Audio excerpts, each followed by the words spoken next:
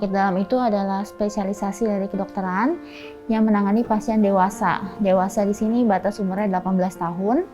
Kami menangani semua masalah organ dalam tubuh seperti jantung, paru, liver, ginjal, usus, bahkan masalah infeksi, psikis ataupun keganasan seperti kanker yang bersifat non-surgikal atau tidak memerlukan intervensi bedah. Penyakit dalam itu luas sekali, bisa dibilang seperti dokter umum tapi yang lebih dalam lagi lah secara pengetahuan klinisnya.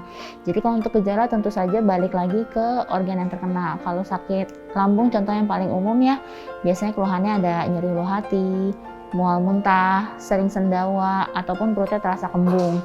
Lain lagi kalau kita membahas contohnya kencing manis. Seringkali dia gejala awalnya itu seperti sering haus, sering lapar, sering kencing di malam hari, ataupun adanya penurunan berat badan yang tidak direncanakan. Lain lagi kalau misalkan kita membahas batu empedu, biasanya dia ada nyeri seperti terpuntir di perut sebelah kanan atas disertai dengan badan yang tampak kuning. Kalau kita membahas peradangan lainnya, bisa saja ada rasa perih di ulu hati yang membaik atau memburuk dengan makanan, atau bisa sampai perdarahan saluran cerna seperti ada muntah darah, BAB hitam, atau BAB disertai darah segar, atau kalau misalkan keganasan tentunya ada penurunan berat badan yang signifikan sih Mas. Kalau penyakit-penyakit lainnya seperti keganasan ataupun sakit ginjal seringkali memang tidak bergejala Mas awalnya. Hal itu hanya bisa kita lihat dengan pemeriksaan awal atau screening dan juga pemeriksaan lab. Kalau untuk penderita MAH biasanya kan ini sudah penyakitnya menahun ya, sudah lama, kecuali memang dia baru tahu dia ada kecenderungan nyeri ulu hati atau sakit MAH. Kalau pasien sudah lama sakit MAH biasanya mereka sudah punya obat rutinnya sih, seperti obat untuk mengurangi produksi asam lambung atau sirup untuk melapisi permukaan lambungnya yang iritasi. Sambil tentunya untuk menghindari makanan yang bisa mencetuskan produksi asam lambung tersebut. Apakah itu makanan yang pedas, ataupun asam, ataupun bumbu-bumbu tajam lainnya. Secara umum, memang semua penyakit-penyakit itu kan adalah interaksi dari komponen genetik pribadi individunya, apakah dia memang ada riwayat keluarga, dan lain sebagainya, ditambah dengan faktor lingkungan, yang mana memang yang paling berperan antara lain komposisi dietnya, aktivitas fisik, atau kebiasaan lainnya seperti merokok dan konsumsi alkohol. Untuk diet sendiri sebetulnya kalau secara umum, baik pasien penyakit dalam ataupun tidak ya, tentu saja dengan konsumsi gula yang tidak berlebihan, karena kalau gula itu bisa menyebabkan terjadinya obesitas, yang mana obesitas nanti dapat berujung kepada kencing manis ataupun darah tinggi.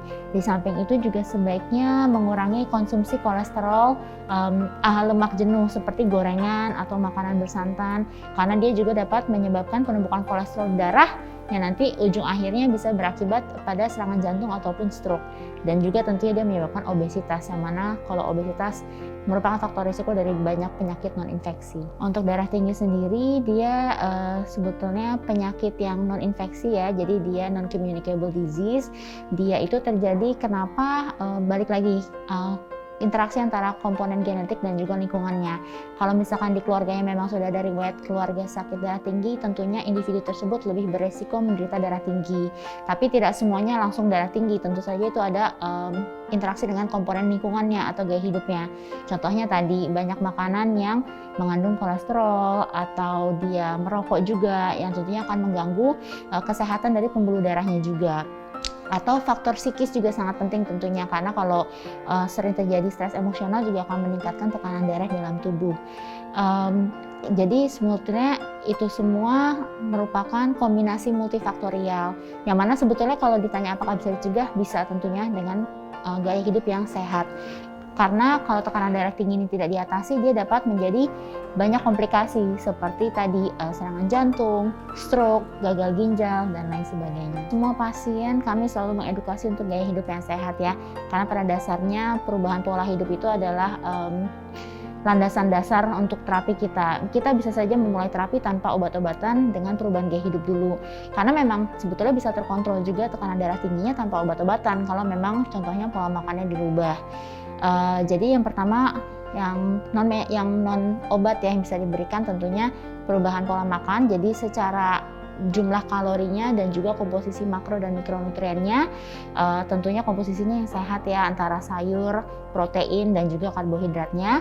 Di samping itu tadi yang kedua betul menjaga keadaan emosi seseorang, karena tentunya kalau terlalu banyak emosi yang berlebihan akan meningkatkan tekanan darah tingginya. Dan mungkin yang terakhir yang juga sering di Indonesia adalah merokok ya, itu sudah jelas ada hubungannya dengan darah tinggi dan penyakit-penyakit yang tadi saya sebutkan. Jadi menghentikan kebiasaan merokok itu tentunya akan memberi manfaat yang lebih.